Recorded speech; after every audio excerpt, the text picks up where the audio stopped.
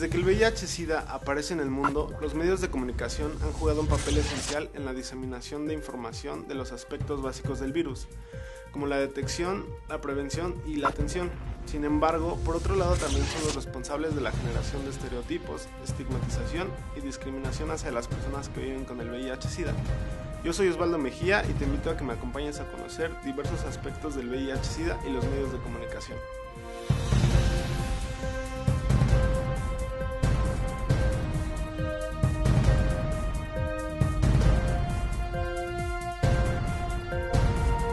En este trabajo informativo, con el fin de contextualizar el papel de los medios ante el VIH, invitamos al comunicador Cristian Rea Tiscareño, colaborador del suplemento Letra S del periódico La Jornada, publicación pionera en el tratamiento especializado de la información relacionada con el virus y también colaborador del portal de noticias Terra México.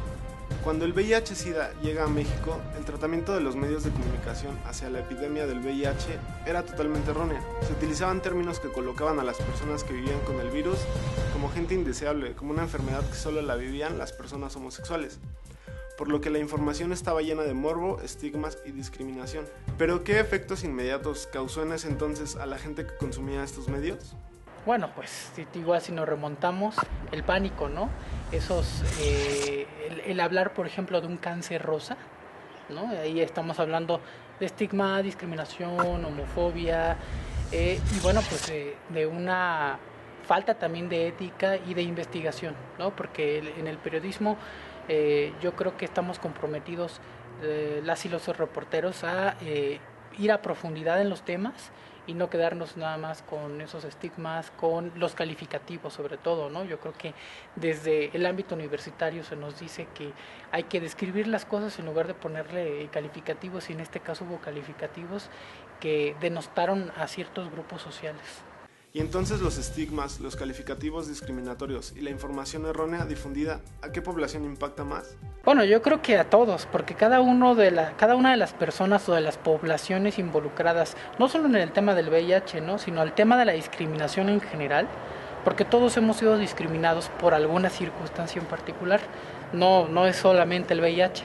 Entonces a veces o porque somos de un cierto color de piel, o porque tenemos cierta estatura, o porque tenemos cierta edad, ¿no?, o porque somos muy pequeños o porque somos muy grandes de edad, pues recibimos discriminación, y yo creo que impacta a cada uno de los grupos sociales. Digo, en cuanto a VIH, si ya nos centramos en el tema del VIH, bueno, pues la homofobia ha sido pues importante o relevante en esto, porque bueno, desde un principio se dijo que era una enfermedad que solamente les daba a los homosexuales. Yo creo que también el machismo, ¿no?, y la discriminación en contra de las mujeres. Yo creo que con eso. Sí. Uno de los grandes aciertos de los medios de comunicación en el tratamiento de la información del virus es que el Día Mundial de Lucha contra el SIDA entrará en las agendas de los jefes de información para cubrir la nota cada 1 de diciembre, aunque definitivamente no es suficiente, pero ha servido para difundir historias de vida en las personas que viven con VIH y avanzar un poco en la sensibilización tanto a la sociedad. Pero ¿qué pasa con la sensibilización de reporteros y reporteras quienes generan estos esfuerzos? Mira, yo creo que aquí es fundamental el papel de la sociedad civil organizada.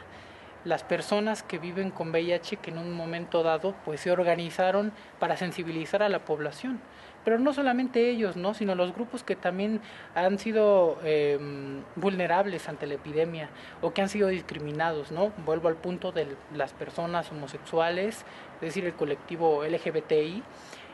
Por el otro lado, bueno, pues también las mujeres organizadas, ¿no?, por el tema del machismo, el tema de la discriminación, de la violencia de género. O sea, es que todo esto está asociado, ¿no? O sea, el fondo del problema, de un gran problema de esto, es la misoginia, ¿no? Y la misoginia, bueno, pues está emparentada con la homofobia, ¿no? La homofobia se nutre de precisamente de la discriminación contra las mujeres, ¿no? Como sabemos, hay un sinfín de medios de comunicación que se concentran en la radio, la televisión, el internet, el cine y los medios impresos.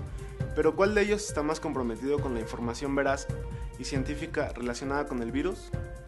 Yo creo que todos los consumidores de medios de comunicación tenemos que leer en el sentido amplio de la palabra, todos los medios de comunicación, para poder tener una visión más plural de la vida.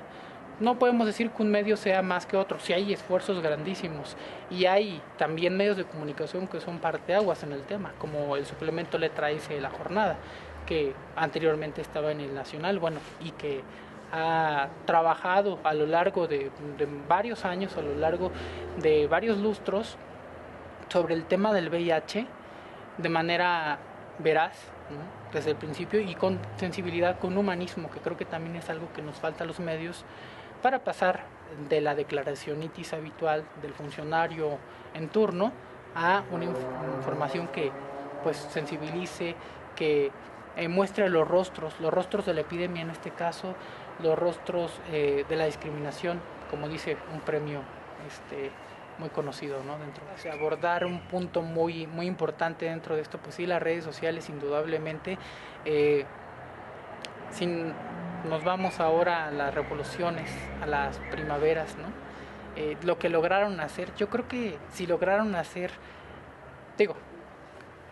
movilizar a la gente, crear conciencia, yo creo que ahí es un espacio muy importante para que las personas involucradas o que nos interesa este tema del VIH, utilicemos ese espacio de libertad, porque es un espacio de libertad y es un espacio no de verticalidades, sino de horizontalidades.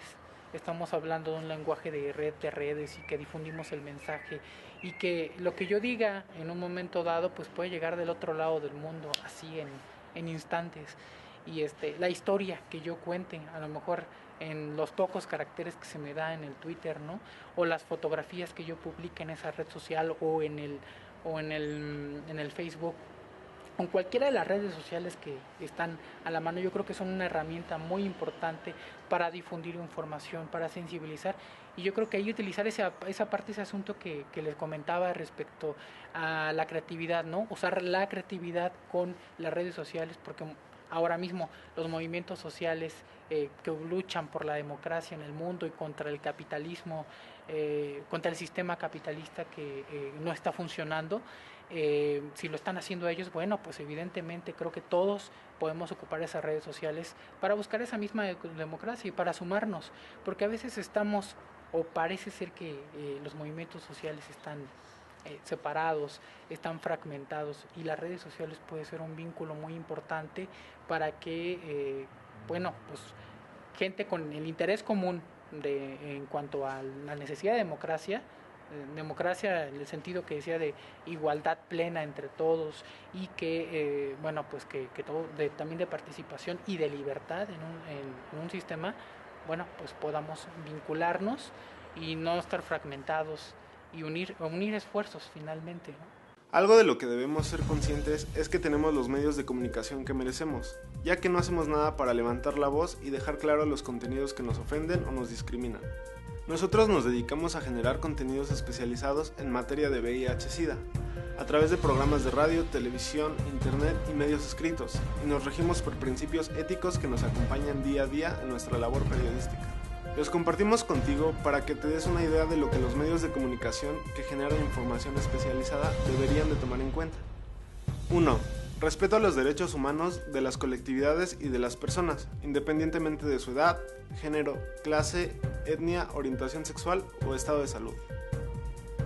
2. Propiciar los derechos del público a la información y a la educación, que le permite ejercer sus derechos humanos. 3. Veracidad en la información a través de investigación, documentación y verificación de fuentes. No ser moralistas ni amarillistas. 4. Respeto y valoración de la diversidad como origen y fuente de la riqueza humana y de la democracia. 5. Que la información esté completa con todos los puntos de vista posibles, incluyendo aquella proveniente de investigadores, personas, instituciones y grupos, así como diversos ángulos y puntos de vista. 6. Reconocer los propios límites, no dar información de la que se carece, ni opinar sobre asuntos que no se saben. Referir al público a servicios de orientación, educación y salud confiables, así como de otras fuentes de información. 7. Respeto a la vida personal e íntima de informantes, invitados e invitadas, testimonios y público, quienes se comunican y quienes asisten a las entrevistas o programas. Respetar límites haciendo uso del principio de la confidencialidad. 8. Responder inmediatamente a la obligación de rectificar y respetar el derecho a la réplica cuando nos hayamos equivocado en la información. 9. Dar información, no consejos. respetar y propiciar el ejercicio del derecho y la responsabilidad de decidir del público. Y 10. Elaborar un producto informativo de calidad. Aún falta mucho por hacer. Creo que por eso están también las organizaciones civiles, las instancias federales o instancias locales, pues bueno, pues están llenas también de quejas, ¿no? De incluso líderes parlamentarios, de políticos, ¿no? Que hablan aún con prejuicios en torno a este tema, pero no sé. La cosa es que del tema del VIH, bueno, también ya se ha hablado mucho, ¿no? Cada 1 de diciembre se vuelve a hablar del tema, y parece ser que ya es un lenguaje muy repetitivo, ¿no?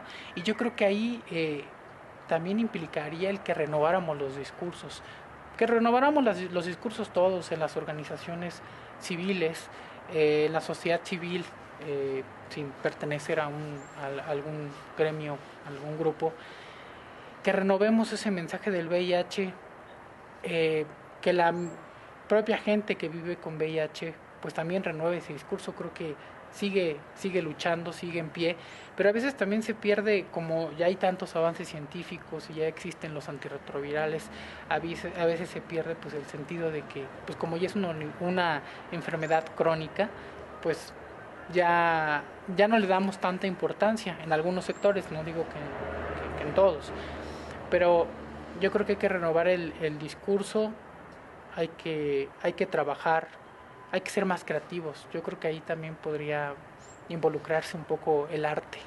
la creatividad de la gente, ¿no? Para que no se vea nada más como el mismo mensaje de la organización civil y bueno, pues que podamos decir el mismo mensaje como se hace en las novelas, ¿no? O en el arte, en la cultura, en la literatura, que se habla del amor, pero siempre se aborda, ¿no? Con otras narrativas, y yo creo que eso puede ser una tarea que tendríamos que hacer a muchas personas que nos interesa este tema. Y bueno, pues también en un momento dado, si algo no nos gusta, pues no hay que validarlo, ¿no? Si algo no queremos, por ejemplo el duopolio televisivo, que ha generado tanto mal en esta sociedad, pero que también la sociedad lo valida, yo creo que sí.